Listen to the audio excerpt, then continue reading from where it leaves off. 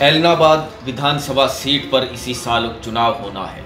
Hot seat के रूप में पहचान रखने वाली ऐलनाबाद विधानसभा सीट से कई रोचक किस्से जुड़े हुए हैं। हरियाणा गठन के बाद साल 1967 में पहले विधानसभा चुनाव हुए। चौधरी देवीलाल उस समय सियासत में सक्रिय थे। वे संयुक्त पंजाब के वक्त 3 बार विधायक रह चुके थे। देवीलाल खुद भी चुनाव लड़ना चाहते थे। हाईकमान ने उन्हें टिकट नहीं दिया।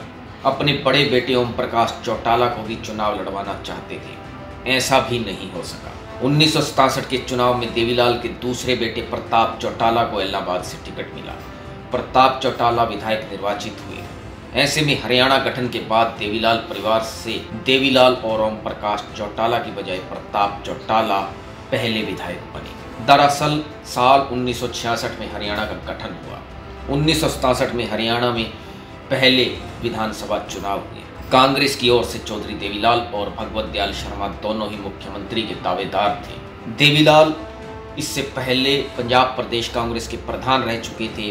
वे प्रताप सिंह कैरो सरकार में संसदीय सचिव भी रह चुके थे, जबकि भगवत दयाल शर्मा हरियाणा गठन के बाद 1966 में हरियाणा के पहले मुख्यमंत्री बने थे। दोनों मुख्यमंत्री के प्रबल दावेदार थे, लेकिन एक खास रणनीति के तहत ही कांग्रेस हाईकमान ने चौधरी देवीलाल और भगवत दयाल शर्मा को 1967 में हुए विधानसभा चुनाव में टिकट नहीं दिया। ऐलनाबाद विधानसभा सीट से देवीलाल के बड़े बेटे ओम प्रकाश चौटाला भी चुनाव लड़ने के इच्छुक थे। उन्हें भी टिकट नहीं मिला।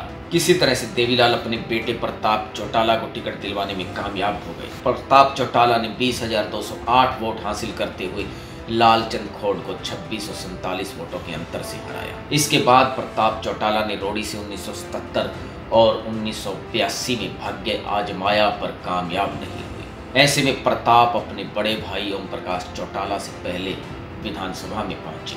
1970 के उपचुनाव के जरिए बाद में ओम प्रकाश चौटाला ऐलनाबाद से विधायक चुने गए थे। 1967 से पहले भी एक ऐसा वक्त आया था जब देवीलाल चुनाव नहीं लड़ सके थे। यह साल 1938 की बात है। ब्रिटिश हुकूमत का राज था। आज़ादी के लिए पूरे देश में आंदोलन चल रहे थे। सिरसा के गांव तेजाखेड़ा के रहने वाले देवीलाल भी आंदोलन में सक्रिय थे। उन्हें जेल भी जाना पड़ा। साल 1938 में सिरसा फतेहाबाद सीट पर उपचुनाव हुआ। देवीलाल सक्रिय सियासत में आ गए थे, पर कम उम्र होने के कारण वे सिरसा फतेहाबाद सीट से उपचुनाव न लड़ सके।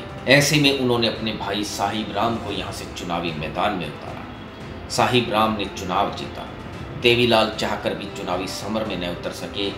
इसी तरह से फिर 1967 में ओम प्रकाश चौटाला के साथ हुआ, जैसा हमने आपको बताया, जब ओम प्रकाश चौटाला की बजाय 1967 में प्रताप चौटाला उनसे पहले विधायक बने। इस तरह के रोचक सियासी किस्सों कहानियों से अटे पड़े हैं हरियाणा की सियासत के पन्ने। आज की इस सियासी कहानी के बाद कल फिर मिलेंगे किसी और नई कहानी के साथ। Bureau report, Republic Haryana.